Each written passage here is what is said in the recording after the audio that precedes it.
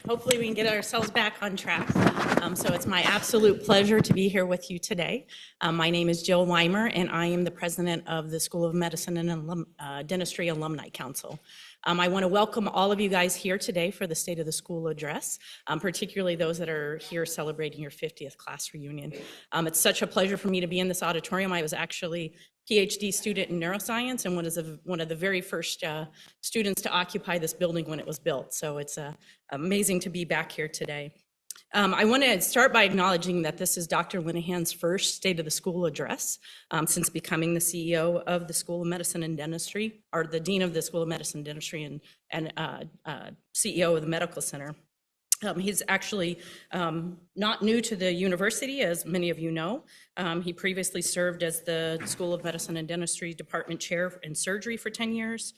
He's a surgical oncologist by training, and is a very, very accomplished research scientist as well. He's recognized for bringing new therapies to patients for very difficult to treat cancers, and his compassionate approach to delivering healthcare. He's also internationally renowned for his research in new immunotherapy treatments for pancreatic cancer in particular. And his laboratory has been continuously funded by the NIH, which, you know, for those of us working in research science, that's really the pinnacle of achievement for us. He specializes in treating numerous types of cancer, benign surgical conditions of the liver, the pancreas, the gallbladder, and the bile duct. Before coming to the University of Rochester, he has a long line of very impressive credentials and schooling. He graduated from Dartmouth and the University of Massachusetts Medical School before completing his internship and residency at Harvard Surgical Services, tongue tire. He was a research fellow at Brigham Women's Hospital and a Carr Fellow in Surgical Oncology at Memorial Sloan Kettering Cancer Center. He then went on to become a faculty member at the University of WashU in St. Louis before joining the staff here at the University of Rochester. I'd like to all ask you to join me in welcoming Dean Linehan for the State of the School address. Thank you.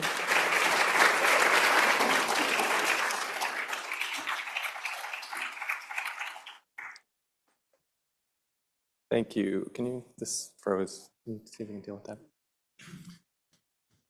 Thanks, Jill, for that kind introduction. So the state of the medical school is stronger than the State of the Union. And hopefully we won't have like half of the audience cheering and the other half scowling when I say things. Thank you. All right, and I'm controlling the slides, right?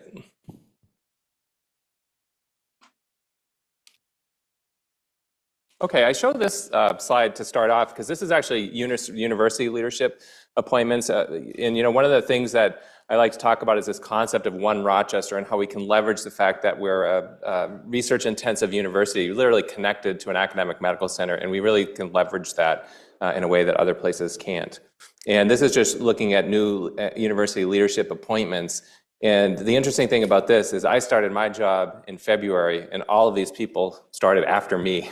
So it's a really young team of great colleagues across the university who really take that seriously and look for ways that we can collaborate. Kate Sheeran, for example, is the new dean of the Eastman School of Music, and she is really interested in this EPAM program we have, which is using performing arts and medicine.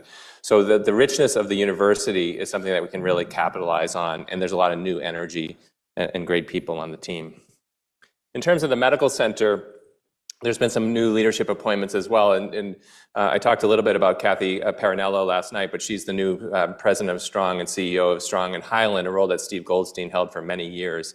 Steve remains with us, but he's really working as the strategic person for affiliation integration because we've grown a lot, and a lot in the last decade. We're now up to 8 hospitals, lots of post-acute care facilities. In the days when you were here, it was Strong and Highland. There was some integration of some of the hospitals in Rochester, but we span a huge portion of upstate New York, and we're really a health system now. And so Steve is helping us to get more and more system integration. Craig Rooney is a new recruit that is within the last 6 months, and he's the inaugural and the first Chief Wellbeing Officer at URMC, and really focusing on things that we can do to make this a rich culture and environment so that we can recruit and retain the best people. Carla Gases is our new Deputy General Counsel. She just joined us from the University of Chicago. She had been there for 21 years, so she understands academic medical centers, and she's a great new addition to my leadership team. Kate Valson is our Chief Nursing Officer. She's doing that in an interim role. She's doing a remarkable job. Kate is somebody that has a lot of credibility with our nursing staff here because she was the Director of Critical Care Nursing through the pandemic, and she was remarkable in that role. And so she's serving as the Chief Nursing Officer as we go through a search. And then Jordan Gian will be here in a week or two, and she's the new Chief Operating Officer of the faculty practice. She comes with a lot of interesting experience from both non-academic large health systems as well as Methodist in Texas. So both academic, non-academic experience, and she will be a great leader, replacing Vicki Hines, who has been the Chief Operating Officer of the faculty practice for close to 2 decades.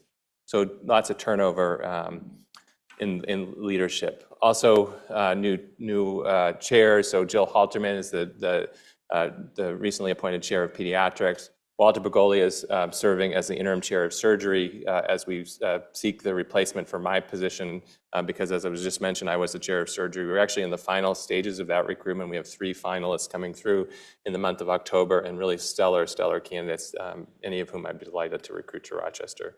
Michael Scott, the chair of anesthesia, started yesterday. And he is originally from the UK, was sort of one of the leaders of enhanced recovery after surgery in the UK, and most recently has been at the University of Pennsylvania and joins us now as the new chair of anesthesia. Krista Whitney Miller, recently appointed within the last year as chair of pathology. She ran the surgical path service here. She was the internal candidate for the position. It was a big national search, and she rose to the top. Telva Olivares is the Senior Associate Dean for Equity Inclusion. Telva is a psychiatrist who serves underserved populations in Rochester. One of her passions is language access, and she's been working really hard to be sure that we're stellar and understanding the need for us to serve many difficult communities that have difficulty accessing. It was interesting to learn from Telva just the other day that one of the most common languages that we need in our community now is Nepalese because of immigration into Rochester, which is good. So Telva is serving an interim role. I tried to convince her to do this in a permanent role, but she's one of the few Spanish-speaking psychiatrists in Rochester. She has a huge practice, and she doesn't want to abandon her patients. And so she's doing this as a role as we do a national search. The person that held that position before was Adrienne Morgan, and she's actually moved up to the university level, and she's the chief diversity officer of the entire university. Sarah Payray, I saw Sarah, is she here? Yeah, there you are.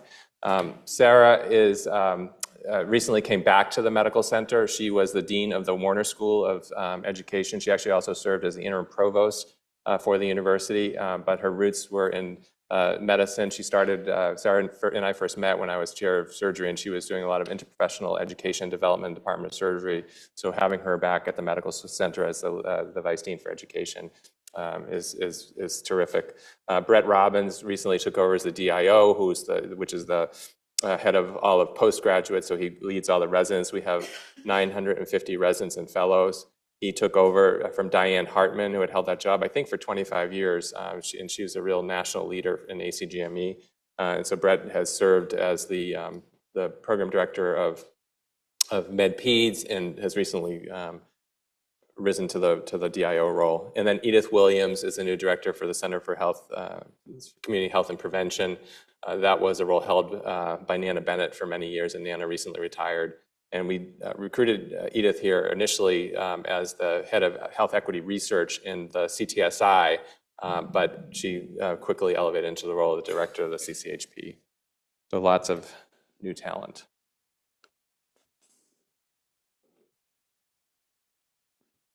Okay, so this, when I first got here 10 years ago, people said to me, it's hard to recruit people to Rochester. Like if they have a connection to upstate New York, they'll come. And this graph tells you that is really a bunch of baloney because, I couldn't fit all the new faculty recruits in the last year because there's over 100 of them on the picture. But you can see, going back to 2020, for the full-time faculty recruitment trends, and this is both clinical faculty as well as research faculty, and there's really no problem recruiting stellar faculty to this institution. You just heard from Jamie, who came here from St. Jude's to lead the pediatric oncology. So we have serious workforce shortages here. It's not with the faculty. We can recruit and retain outstanding faculty. And one of the other interesting things about this is when people come here, they stay. Our attrition rate last year was 4%. National attrition rates are somewhere around 8 to 10%. So we've really been able to recruit and retain stellar faculty.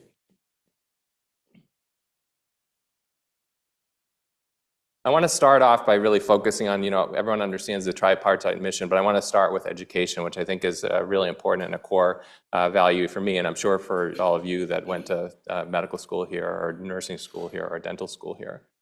So the first thing I want to tell you is that we recently found out that we earned full accreditation for the next 8 years from the LCME. And anyone that's ever been involved in an LCME visit and accreditation process, it's quite arduous, right? And so I started the job February 1st, and I think like March 1st was the first AAMC Council of Deans meeting. So I went to this meeting. It was in Albuquerque. I don't know why in Albuquerque. It's a really hard place to get to. But the meeting was in Albuquerque, and I had just started the job, and I sat down at breakfast with a table of fellow kind of seasoned deans of medical schools. And I said, oh yeah, we just had LCME credit, and we just got 8 years accreditation. And they said, you got what? And they said, you have no idea what a gift that is, because there was really no citations. I mean, the citation was like we should paint the lockers and the students. It was a really, really remarkable result. I owe the credit to that to David Lambert and Mark Taubman, who prepared, and all the chairs of the departments for this. But it just shows you to be able to pass that bar, to pass it without any citations, is extraordinarily rare. And I didn't even know how it was rare until my fellow deans told me. This is really remarkable.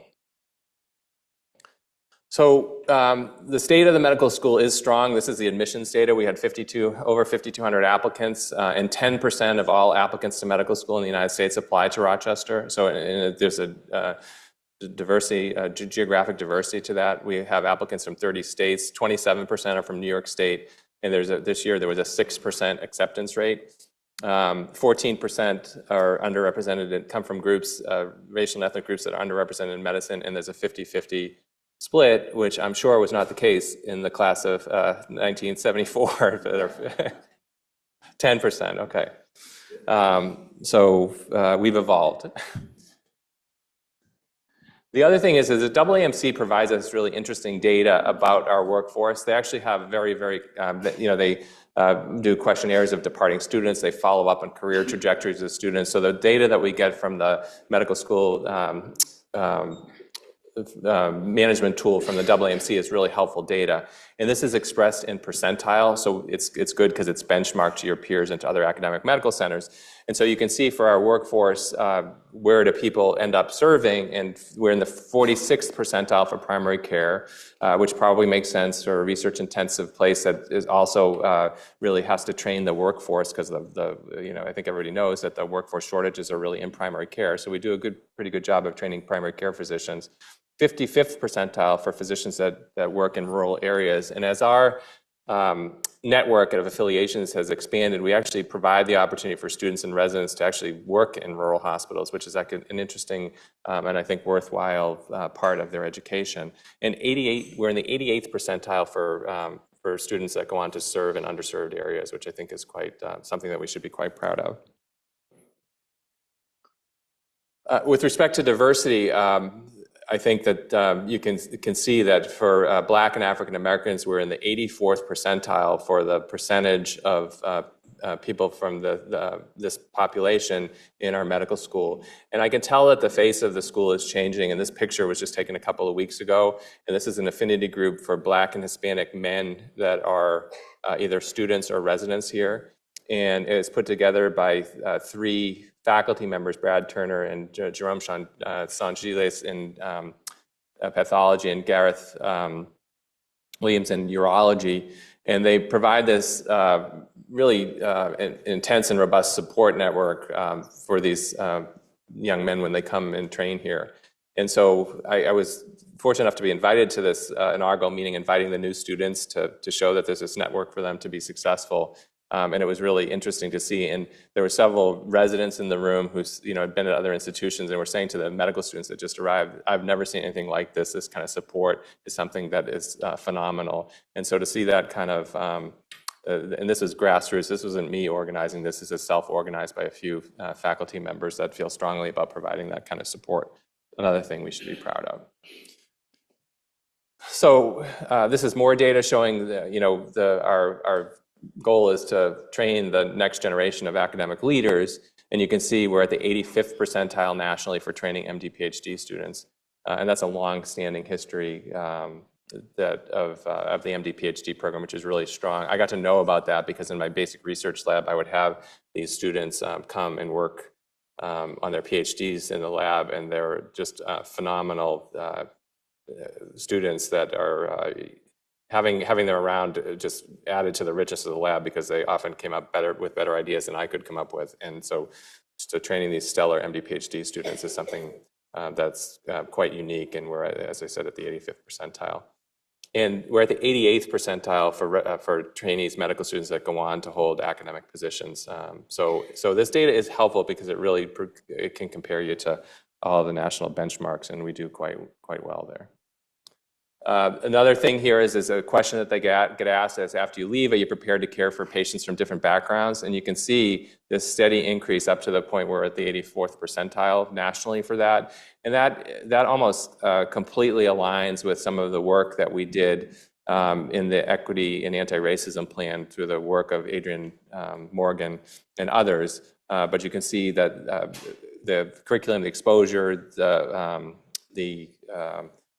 the training that our students get prepare them to be able to work in places and to take care of patients from multiple different backgrounds, and which goes along, I think, with the biopsychosocial model that you're all familiar with and proud of. In terms of our graduate education, this is the PhD applicants, and you can see that number is really kind of skyrocketing. Part of the reason for that is that we are a welcoming place for international students, and we want to attract, and we think that's really important for our international reputation. And so you can see as the strategic decision was made to open up to international applications, the numbers have gone quite high. And in terms of the applicants, about 20% are from the US and about 80% are international. And if you look at the matriculation, 71% of the matriculates are from the US, which means about 30% are international. So we have a steady stream of international talent into the graduate school program. The residency match data is quite interesting. One of the things that is quite important is that we are training the generation of physicians that will care for patients in our region, because you can see that 31% of our students stay here to do residency, and 44% of our medical school graduates match in New York State. 31% is probably the right number. I think you don't want to be a place where everything is so homegrown and you don't bring people in from the outside. But 31% tells me that people that go to medical school here, a significant proportion of them want to stay here because the culture, the environment, the workplace is such that it's a place that they want to train. So I think that that's about the right number. The other thing that's interesting about this data is if you look at where people are matching, it's in internal medicine, psychiatry, and pediatrics are the top two. And that's good news because that's where we have significant shortages. And the kind of word on the street is that medical students end up with so much debt that they're sort of forced to match in the subspecialties, procedural stuff that are higher paying. And you can see that actually that's not the case for our students, that we are matching people in these important areas where we have workforce issues. And so I think that's an important thing to note. The other thing too, it's hard to know because you can't really ask the students, did they get their first choice, did they get their second choice, how well did they do in the match? But I can tell you from being in the room on match day, there was a lot of really happy people in here. So I think people got what they wanted, which was great.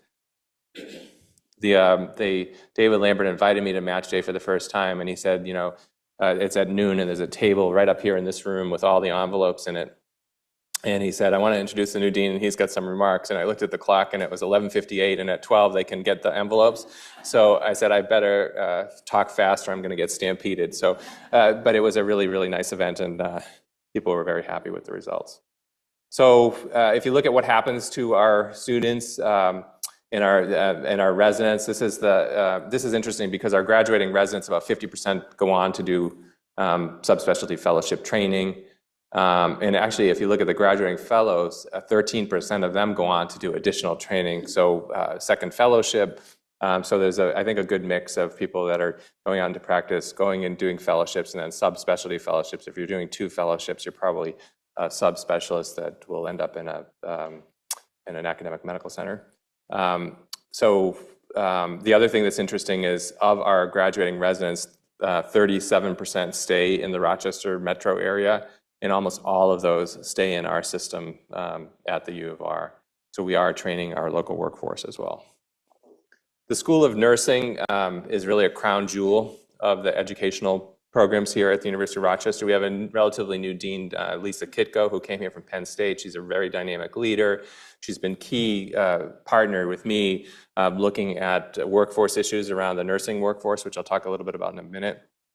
But the School of Nursing is one that is quite unique. And the nursing school here is interesting. It's not an undergraduate nursing school. It's actually an accelerated nursing program for people that already have bachelor's degrees, decide that they want to go into nursing, and in a year they can complete the training and get an RN. So it's quite unique. We get people from all over the country that come for this program. We have doctorate programs in nursing, very, very strong postgraduate programs in nursing, and so we train a lot of nursing leaders. And there's an excellent career path for nurses in our system too. The ones that we keep here end up being leaders. And I think Kathy Parinello is a perfect example of this. I think I said this last night. She started as a surgical floor nurse, and she's now the president and CEO of both Highland and Strong. So the career path for nurses is great. The other thing that I'll say is we just had the magnet certification for nursing here at the hospital. We received magnet designation for the 5th time in a row. I think there's only a handful of places that can claim that.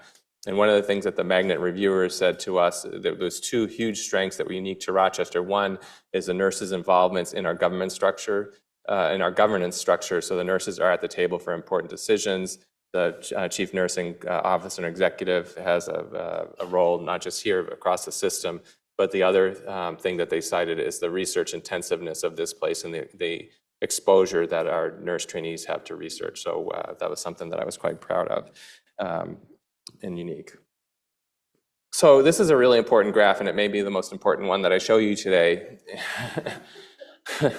And what this is the transfer of clinical margin over the last few years to protect the academic research, the academic mission. And so that is something that is a core value to me. We have to protect our education mission. We have to protect our research mission. And in the fiscal 25 budget, that's costing us $140 million this year to do that.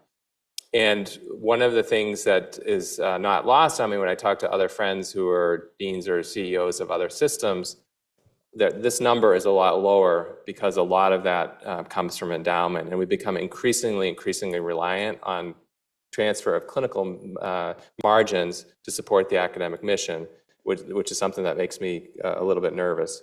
But the other thing, and I give Mark Talbot, my predecessor, credit for this, is this is above the line. We don't say the hospital had a good year, we're going to support research, and then the next year when the hospital's having trouble, we're going to pull back. This is above the line. We agree to this in the budgeting process, and you can see that we have it, despite the fact that there's been pretty significant financial headwinds in healthcare. We have not backed off of that core value that we're going to support this. And you can see that from the graph I showed you with 100 new faculty in the last year.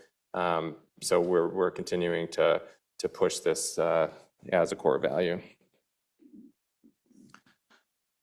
Now I follow this with another slide that is, it's a little bit difficult to see, but the important take home of this, if you look at that green line, that's the average indebtedness of a University of Rochester medical student compared with national averages. And you can see the national average, and that's just kind of public-private total, the 3 lines that are together, but that's around $180,000, and our students are graduating with over $220,000 in debt. This is a problem not only for our students that I just showed you are matching into lower paying specialties, But the other thing too is I'm sure you're all aware of, there's fierce competition for the top students. And how many schools, like in the last year, have announced free tuition? I mean, they just did it at Hopkins, at Einstein, NYU, I think, was the first to do it. So we're going to see more and more, underwriting of tuition by philanthropic gifts. And then if we have this really expensive compared to national norms and everyone else is given free tuition, you can guess what will happen to our talent pool. So the other thing too, when I think of education, is we have to think of not just our medical students, dental students, nursing students, we have to think of workforce. And this is just showing what I said before about the demographics of the baby boom. This is over 25 years. We're going to go from 24% of the population is over 65 to 37% in 2040. So we're going to have this excessive demand for our services based on the demographics of the baby boom. And so we need pipelines for key workforce in primary care and mental health and oral health. Oral health is probably one of the most important. I don't know if some of you were at the open session of the board yesterday. L.A. Eliav, who's the dean of the dental school, was saying we're really kind of the only ones still in the business of doing complex care for Medicaid patients, children with intellectual and developmental disorders. The wait list for them to be seen in dentistry is 4 years.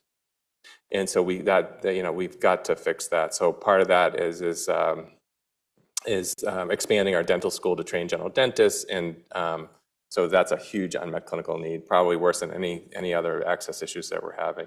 And then obviously the nursing story you know about with the stress on the margin with traveling nurses. So what are the priorities? Well, attracting the best students, and as I told you, the acceptance rate is 6%. So we had over 5,000 applicants. What are my priorities? Well, the scholarship is really important because we can't be the most expensive place as everyone else's price is going down. The workforce development programs in new schools, and we're thinking of ourselves not only training doctors and nurses and dentists, but also allied health professionals as well. And so to expand our scope, CRNAs, other allied health. We're starting a doctorate in physical therapy where there's a big demand for those services and actually a pretty low supply, and some programs out there training these folks that aren't that great. And when you look at, I don't know if you've been over or have seen our new orthopedics building and that Center for Human Performance and Sports Science, it's absolutely stunning. And so if I was a physical therapy student and I walked into that place, I would say I want to train at the University of Rochester. We have to continue our innovation in education. It's changing, technology's changing it with virtual reality. We've got an amazing simulation. Actually, the best space, Sarah, in the place is the nursing school, relatively new with virtual reality and simulation. So we need to continue to be the top of that game. We're really interested in wellness support to our trainees, and a lot of the work that Craig, who is doing as the new Chief Wellbeing Officer, is not only focused on the workforce, but also our learners. And then, we need to raise more capital for these things, technology, simulation space, student space, and a new dental school. And then I think the other thing is really leveraging this one Rochester concept of being connected to the university. So I want to talk a little bit about research, also an extraordinarily important arm of or mission of what we do.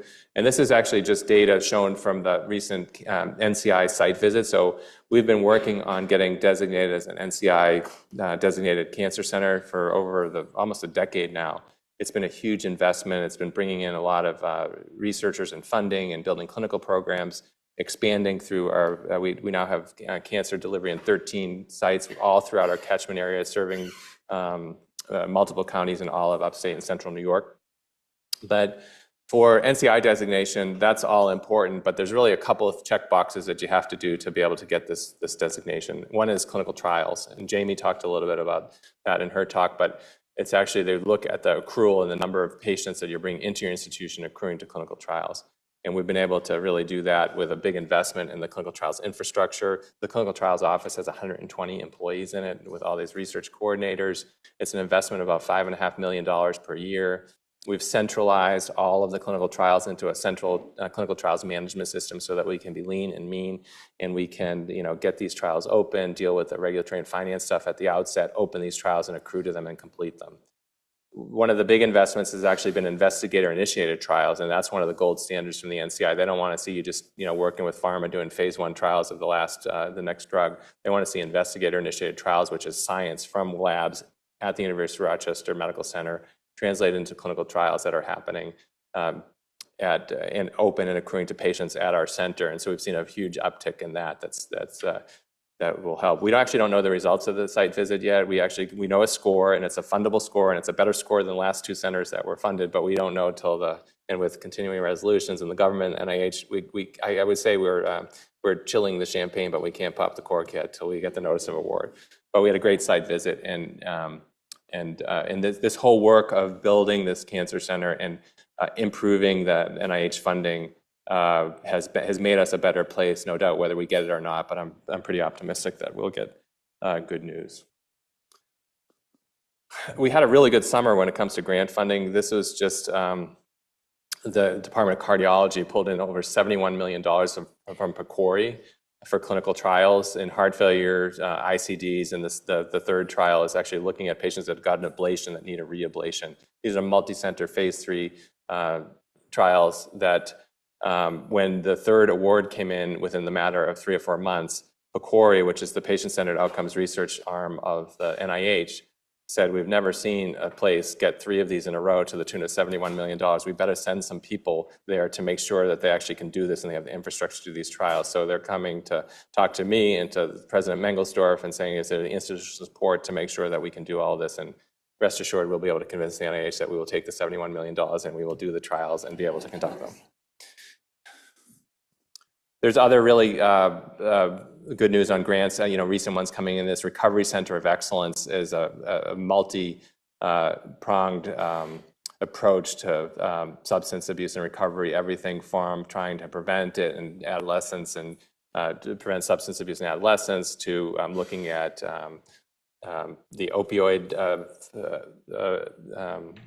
disuse syndrome. And one of the interesting things we did, and actually I was quite involved in this as chair of surgery, because one of the things that we did is, when I trained in surgery, no matter what operation you got a prescription for 40 Percocet.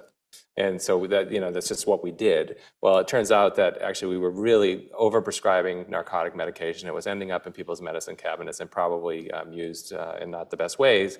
And so we looked at the data and said, how much narcotic did the patient need in the 48 hours before discharge? And then, give them something aligned with that, not way more than they need. And so we started that. Jacob Moalem is an endocrine surgeon who is very busy practice, and he was able to show that he can do endocrine surgery, neck surgery with no narcotics at all on almost all of his patients. Rolled this out into a few divisions and then to the department, and we saw how much it really worked and how many opioid pills that we took off the street. And then you disseminate it into 8 hospitals in our system, and you start to see this effect is huge. So this grant sits in the Department of Psychiatry, but has implications throughout the system, and it's a real multidisciplinary, transdisciplinary approach to this problem, which is obviously a huge unmet clinical need. And then we recently got good news about the Center for the Study of Suicide Prevention, and this is a cohort of 1,700 Air Force soldiers who were looking at suicide prevention, and so that's also a large grant, multi-project grant led by Dr. Bastowicz. RNA biology has always been a strength of there, mainly due to Lynn McQuat, who you see pictured here. We just found out yesterday that she was nominated for the Janssen Prize. She's a highly decorated basic scientist, probably one of the most highly decorated basic scientists in the country. She's won the Gardner Award, she's won the Gruber Prize, and we just found out the Janssen Prize. The Janssen Prize has only been 24 recipients of that, 8 of whom have gone on to win the Nobel Prize. And Lynn has been really a pioneer of understanding RNA biology and actually like the clinical translations of how this will work in treating disease. So in addition to the NIH and other things, the reason I show this slide is because we actually look at government funding to the extent that we can. And New York State actually named a Center of Excellence in RNA Research, which is a consortium between us and Albany, University of Albany.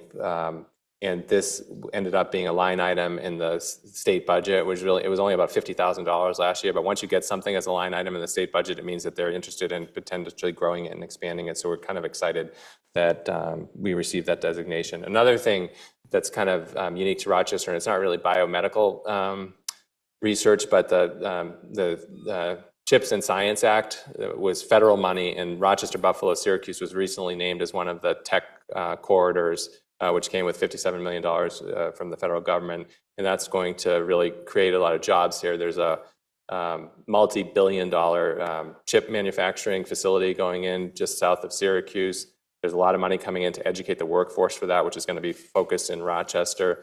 And then there's other monies around startup and supply chain with Buffalo. So getting that designation as a tech corridor will be great for the region, will bring a lot of well-paying jobs, which will be helpful to the university, the city, and the region.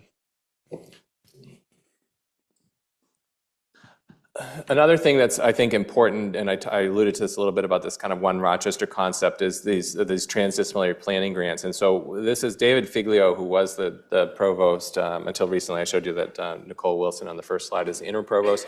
But David said, let's just put together some money and do an RFA for pilot grants to look at transdisciplinary projects that we could potentially think to fund as institutes within the university. And the only rule was you got to play with someone that you haven't been playing with before. So it had to be transdisciplinary, even better if it's across Elmwood Avenue between a lot of the basic scientists on the River campus and here. And despite the fact that this was only for $40,000, I thought, David, you're not going to get anyone to go through the application for just a $40,000 grant. And 42 of these grants came through with really good ideas for transdisciplinary institutes. And of them, 6 were, of the 10 that were awarded, 6 were medical center collaborations. And so, I've listed them here. Like the first one is probably really interesting because AI, we have a real talent and strength in the health lab of folks that are really looking for case uses for applied AI in healthcare. They're really innovative. Anyone that comes with an idea, they vet it and they work together. And so you have these folks really doing applied AI in healthcare, and like right across Elmwood Avenue, you have the Gergen Institute for Data Science, or the guys that are building these large language and small language models. And so you get those folks together, and all of a sudden you start to see the magic happening. So we will be a leader in AI because of the strength both here and on the River campus. I said it before, it's like what makes an outstanding academic medical center is faculty, and this faculty is second to none. And these are just some recent awards and recognitions that our faculty have had. And I start with the first 3 people on there, Patricia Rivera, Laura Calvi, and Ed Messing. They are currently, or were just last year, presidents of their national organizations. So Ed of the American Neurological Association, Laura for the American Society of Bone and Mineral Research, and Patricia, who's the chief of pulmonary of the American Thoracic Society. So the fact that our faculty are presidents of their national societies at such a rate is really remarkable, and it's something that we should be proud of. Lainey Ross is the newest department chair here. This was a department that Mark Taubman started, and it's humanities and bioethics. Lainey came here from the University of Chicago. She's a highly decorated academic ethicist. Was recently named as a member of the National Academy of Medicine. And so you can see the kinds of awards and national and international stature that our faculty are attaining really bodes well for the future. And these are great academic leaders who help us attract the best and the brightest learners. So just sort of a snapshot of our research. So in fiscal 24, we had a total of $266 million in funding. About 60% of that was NIH funding. And one of the interesting things about this is 35% of our faculty are on some kind of research grant. And if you look at what percentage are PIs of NIH grants and contracts, it's around 11%. I didn't quite know if that was good, bad, or what the benchmark is, because it's a little unclear. Most places say that it should be somewhere between 10 and 20%. And I thought, well, we should be closer to 20 than to 10. But it's a little hard that metric's hard because, we have a huge number of faculty because of all of the affiliate hospitals. And so we have a large number of people that are clinical only in the network. And those we count that. So I think even with counting that, we're still at the benchmark, but I think we'll continue to improve. And as you all know, that we invest an additional 50 to 60 cents per sponsored research dollar that comes in, and that was that graph that I showed you that's going up and up and up, and was $140 million for fiscal 25. This is the Blue Ridge rankings, and this is the I guess I would say bad news or something that I don't like to see, that we're actually falling in the Blue Ridge rankings. Now, the Blue Ridge rankings aren't a perfect metric because this is really just NIH funding, and any other funding doesn't count in this. And so you can see we were kind of ranked around 30th, going back to when I first got here in 2014. In the last year, we were ranked 44th, and that's the roll-up of the entire school. And then you can look at the table on the left-hand side, and it's the departments that and where they rank. And so we only have 5 in the top 20, but you can see if you start to go down there, there's another 6 or 7 in the 20s. And my goal would be to move it so that almost half of the departments here are in the top 20. And so I think that all the good news I've told you about grants and $71 million in Pecoria and a cancer center support grant, that's going to move these numbers up. But I think we should aim to be in the top 20 for multiple departments. We'll never get it to where every department is in the top 20. And I say that this metric is imperfect because if you look at dermatology, which is in 27th with less than $1 million in funding, they have multiple millions of dollars of funding. It's just not NIH funding. So this only looks at NIH. This graph looks at the sponsored program activity per research faculty in terms of, and so you can see the dollar amounts are going up. So we are successful in getting grants. And if you look at it at a per capita basis per PI, we do well. The other thing looks at the number of assistant professors, associate professors, and professors. So at the top is the green line, that's the professors, and that has been rock stable over the last decade. And that kind of makes sense because people retire and then people get promoted to professor. But what you really want to pay attention to is that pipeline. And you can see we were very intentional. The blue line is assistant professor, and if you go back to fiscal 18 up to 24, you can see we're increasing our recruitment of assistant professors. That again goes back to that slide of the $150 million investment that we're making in the academic mission. And now in 24, you're starting to see them get promoted to associate professors. So the associate will go up and will surpass the assistant. And then that's when you got to go back and start hiring assistants. So you've got this constant pipeline. So that balance in your faculty is important and something that I pay close attention to. So in terms of research priorities, whenever I do one of these lists, I say, who am I leaving out? And because there's so much richness in these transdisciplinary groups, cancer is a good example. We talked about that, RNA biology. We have a great institute on aging, which is really from bench to bedside to molecular mechanisms of aging that Vera Gorbanova and Andrei Selenov do to the geriatric friendly hospital to the guidelines for geriatric oncology. So that's a real example of complete from molecules to population health. But we have a lot of groups that are working together that are having high levels of success, and we need to continue to support them. I think we should be a clinical trials powerhouse. I'm probably a little biased by that because I was the associate director for clinical research in the cancer center. It was another role that I had in addition to chair of surgery. And I saw that, and 50% of the trials in the institution are cancer trials, and the other 50% are everything else. And so with that investment in the clinical trials office in the cancer center, we were able to increase the number of trials, balance the portfolio, and be able to accrue more and more patients. And so in order to do this, you have to be nimble. You have to do developmental therapeutics, to do the phase 1 trials in industry, and also to be able to do the investigator-initiated trials. You have to be lean and mean for the regulatory and finance part. You can't have that go on for months and months because the pharma companies will leave you behind because they'll go somewhere else that can do it more efficiently. So you got to get them open fast, and then when you're open, you got to accrue to them. So you got to be smart about which ones you open, and you've got to keep the portfolio balanced. But if you do that, then everyone wants to come to you to do your clinical trial. And so we have, I think, a unique opportunity there based on what we learned in the cancer experience. So the clinical enterprise, this is the new tower. It doesn't actually look like a tower from this. I was telling Kathy, it kind of looks like a ranch, but it's actually a perspective thing because the tower part comes behind and it's hidden by this view of the emergency department. The emergency department is really what we need most. So we're going to triple the space of the emergency department.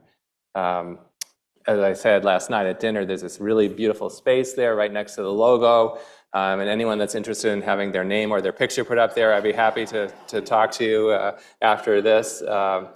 But this started as a $650 million project. It's now getting close to $800 million based on the inflation and things that we've interest rates, that sort of thing. I wish we built it 7 or 8 years ago when we built the orthopedic center.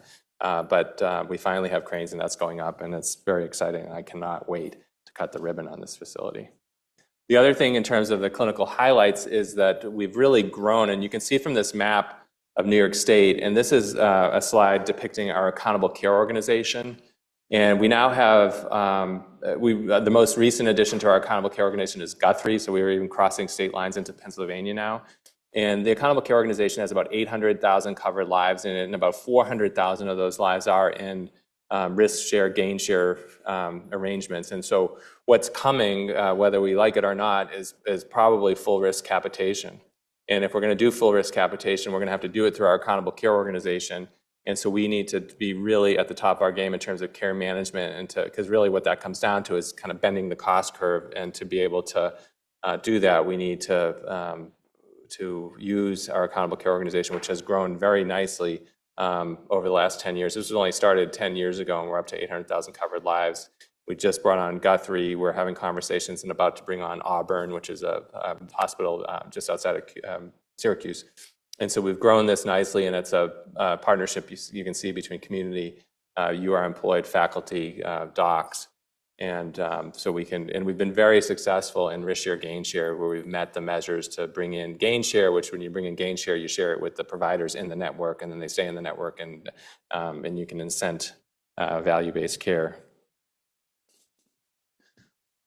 So these are just pictures. One of the ones I want to call your attention to is the bottom in the middle. Is this pediatric mental health urgent care. This was something that the community begged us for. It's a huge problem. The incidence of mental health in our young people as a result of the pandemic and social media and other reasons has really skyrocketed.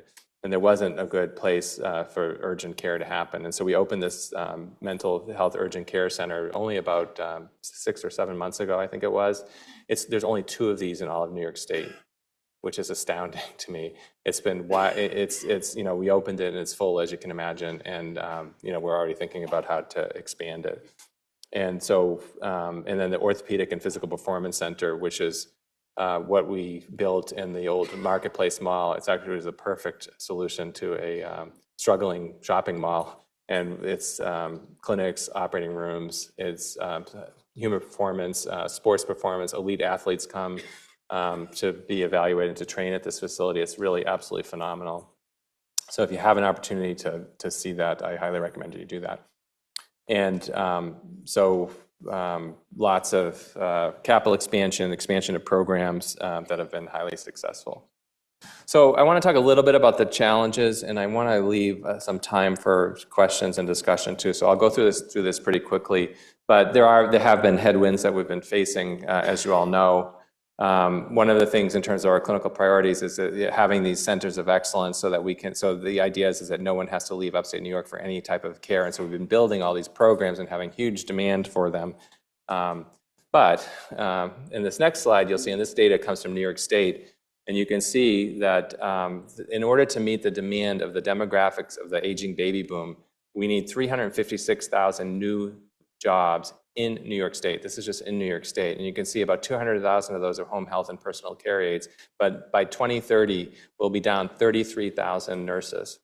And so in the place where we're really feeling that is in the hospital at the bedside. Nursing has completely changed. The pandemic has changed everything. There's a lot of remote work. When I was running the clinical trials office of the cancer center, we had these nurse managers that kind of helped run and the clinical trials operation, and one of them get a call from a large pharma company saying, "Hey, how'd you like to double your salary and still work from Rochester, and you can do the whole job remotely?"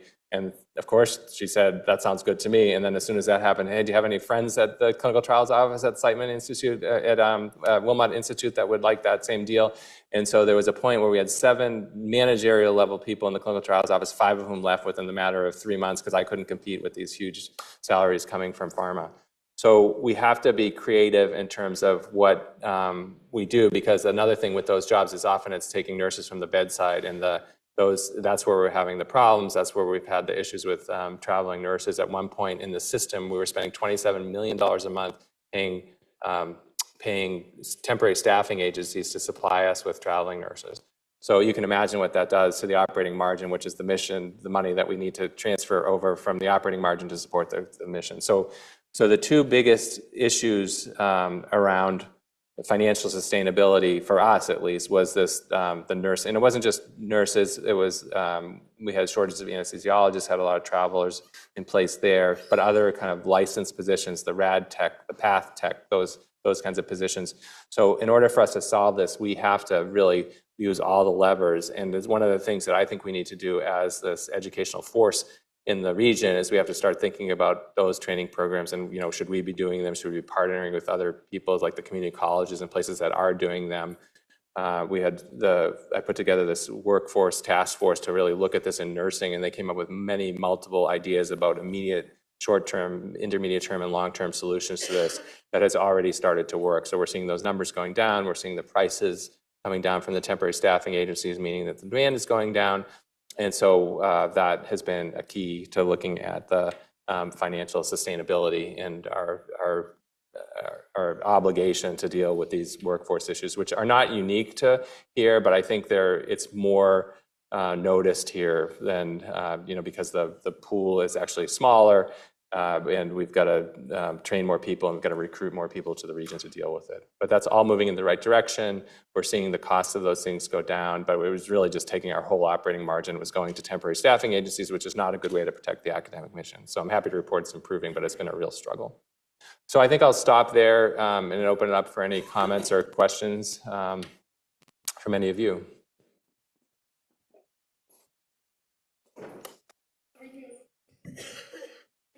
There's been changes in the medical school curriculum. Yeah. Are the students doing okay? Are they happy?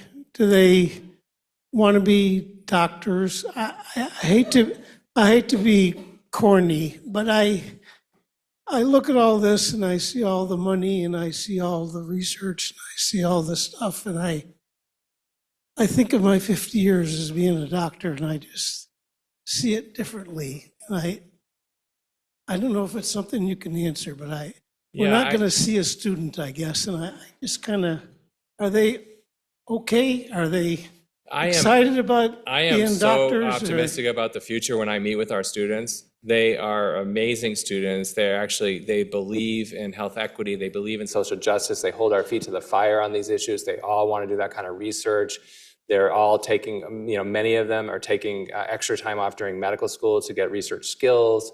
But I think it's something for everyone. If someone wants to complete medical school and go into practice, we accommodate that as well. So I don't want you to think that we're only paying attention to people that are going to go on and get NIH grants, because we can't do that. That's not the workforce that we need.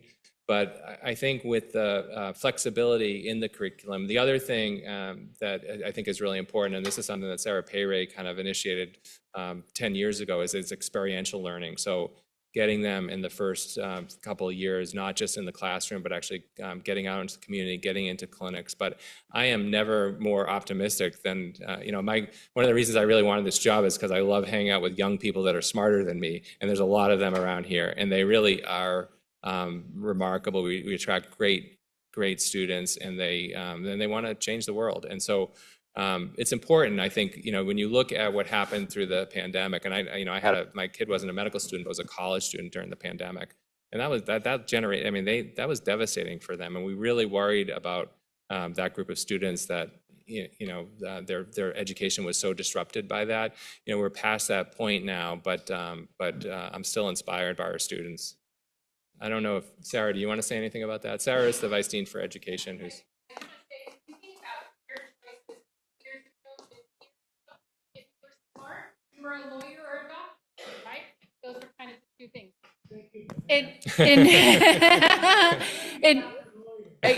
Well, okay, doctor, thank you. I appreciate that. Now, in 2024, if you're smart, you can be a doctor, a lawyer, an equity investor, a computer science person. You can go into there's all kinds of career paths. We get the best and the brightest, and they want to be doctors. They want to make this world better, and they feel like they can do it through medicine. And so you would just, it's just so impressive to meet them. The future is bright. If you get concerned, turn off cable news and come talk to some of our med students, and you will just know that our future is bright and we're in good hands. Yeah. This is kind of an addendum to Dr. Brewer's question, but I'm struck with the cumulative debt of $220,000. And I'm wondering what's driving that. I wonder if this is an endowment issue. Is it a candidate pool issue? What is it? And then what's the solution? It's all of the above, because we could keep raising our tuition. When 6% of people are getting accepted, you can keep raising tuition and you'll fill the class. And we sort of have been guilty of that, I think. The cost has gone up pretty dramatically and other people's costs have gone down. So we have to stop that. But in order to stop that, I got to fill the gap and figure out other ways to pay for it. This is personal for me. I actually wanted to come to the University of Rochester, and I got into the University of Massachusetts. So state school, state tuition. It was a fraction of what it costed to go. So I didn't come here because of that. And so I think to the extent that we can actually support students that really want to come here and can't afford it, that's an obligation of ours. I mean, there's some good news there. The Linehan family has just committed to over $25 million in endowment for scholarships. So there are people that are kind of rising to the occasion and helping us with that. And when you talk to Dr. Levitan, he said that this place was so transformative to his life that he doesn't ever want to see a curve like that where somebody can't come to the University of Rochester because of finances. So we do have to figure out how to do that. I think, would it be great if, Mike Bloomberg came and said, I'll give you $500 million that endows all of your medical school tuition. I don't think that's going to happen. I'm not even sure that that's the right approach because some people can't afford it and can't pay for it. And so, I think when this just happened at Hopkins, it was kind of means-based and that sort of thing. But the details of that, but I do think we need to pay attention to that. I don't think we can keep raising the bill. In fact, we got to figure out how to lower it. So, but it's a really important, it's an important question. And I think a lot of it was like, well, okay, you're going to get in debt, but you're going to make a ton of money as a physician. And, everyone in this room knows that that's not true. Yeah. Sorry, up there. Hi. I have actually a couple of reflections or some questions, and it's also tag along in terms of the medical students and also the tuition free for some of the institutions, right? Yeah. Actually, I love doctors, so that's why I married one. But when I asked my two children, one is actually a high school junior. He just very adamant says he doesn't want to be a doctor because by the time he's graduating, start practicing, he's age of 30. Yeah. Now, what I'm wondering, I think some of this institution has already done, and also UFR is also doing that as well, just combine the undergraduate and also medical school into 7-year program. Yeah. Are you able to compress that even more, for example, to 6 years? Yeah. Combine medical school plus undergraduate liberal arts education into much shorter periods.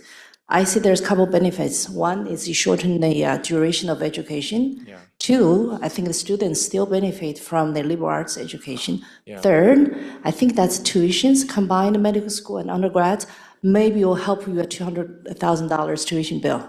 Yeah, I think that's a good question, and I can totally relate to that. I mean, I did medical school, I did surgical residency, I took 2 years off in research lab, 2 years of fellowship. So my wife, who's sitting over there, can tell you, are you ever going to get a job?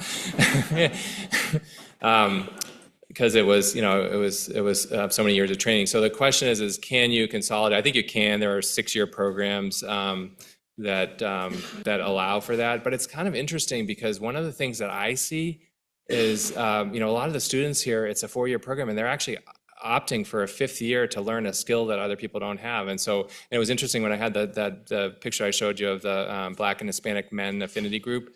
I talked to somebody who matched here for radiation oncology fellowship, and he said the reason why I came here is because you have the Simon School and I can get an MBA by adding just 1 year onto my training. So I do think it is an issue. I mean, I always say because the people that work in my lab and they're taking time out, and you're already, you're worried because you're not going to get your first real paycheck till you're 35 years old. It is the destination, not the journey. If you want your kid to be a doctor, just give the cell phone number to Sarah, and she will convince But I think it is something that we do have to pay attention to. And one of the things that we're talking about, like a residency training, it's time-based, and should it be competency-based? Because people progress, especially with like a surgical specialty where you're training technical expertise. There are some people that are really good at the start, some people struggle a little bit more, and so is it competency-based where you could cut the surgical training, say, from 5 years to 4 years?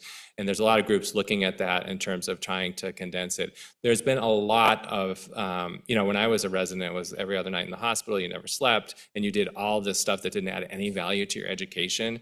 We spent a lot of times by limiting work hours and things like that and saying what is of educational benefit and value, and whatever isn't, it's not the trainee that's doing it. So there's been a lot that's gone into that, but it takes a long time to develop clinical judgment and expertise. And so, I think we can look at that. I think we can shorten it. I don't think we're going to be able to shorten it substantially. And then I'm seeing all these students actually lengthen it from their own choices about doing other things because of the richness of the educational opportunity.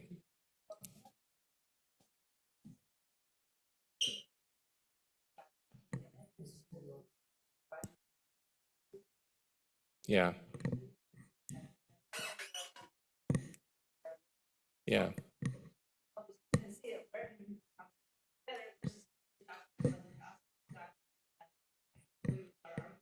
Yeah.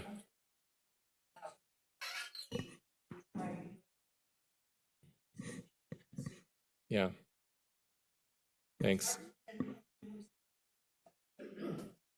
Yeah. I'm following the microphone. I'll get to you in a second. Go ahead. I am from the Boston area. It's become increasingly difficult for anybody to get an appointment with a primary care physician at this point, let alone a specialist. Yeah. You've got a huge catchment area you've described to us, and yet you also have a lot of manpower issues as well. Yeah. So I'm wondering, do people, as in Boston, have to wait up to a year to get an appointment? It's not that bad. What are we doing about that? Yeah, so we're actually doing a lot about that. And, because there are certain areas where we have serious access problems. To get a screening colonoscopy here takes like 11 or 12 months, and that keeps me up at night. So what are we doing around access problems? One of the things that we're doing is we're doing optimization of our advanced practice providers. And so there are certain things that you can take care of, the advanced practice provider can take care of, or can at least get the ball rolling to get this. Because if you wait 6 months to see the primary care doc and it's another 6 months to see a specialist, by the time your problem's solved, it's a real issue. So we are using our entire workforce. We do a lot with telemedicine. That's been highly successful in this area where there's like a big geographic spread. We have even telemedicine, urgent care. Those programs have been wildly successful and allow us to increase the volume of the throughput. But it is an issue. I actually thought it would be worse here than in Boston, because I trained in Boston, I grew up in Boston, and I always thought, one of the reasons I never went back to Boston, because everyone told me there was 4 surgeons for every patient that needed an operation. They were all trying to kill each other.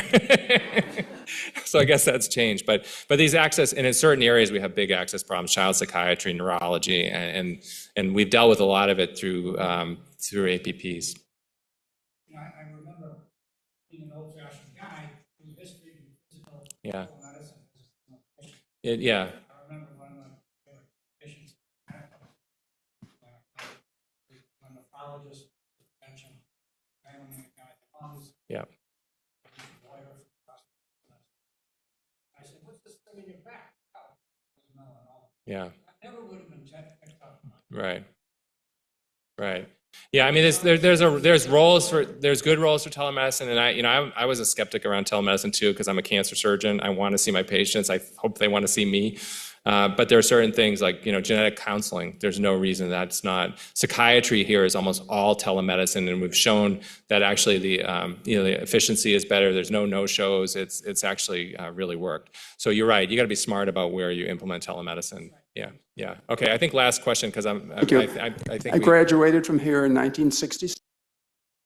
Was my 3rd year before I actually saw a patient.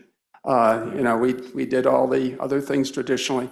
I was just wondering, on the journey of the current medical students here, when do they first start to interact with patients or have clinical experience? Yeah, that's really important. It's all through the 4 years. There's actually really strong student affinity groups within the specialties. And so even there's stuff within the curriculum where they're actually seeing patients, but they also, through these affinity groups, if some first-year student wants to go into surgery, I say, come to my clinic, come to the OR with me and do that. So we do try to have clinical exposure through the whole 4 years, because I was exactly like you. I was memorizing, biochemistry and thought, am I ever going to get to see a patient? So that's changed. Yeah, thanks. All right, we do have to stop, but obviously I appreciate your attention and all your questions, and I am going to turn over the podium.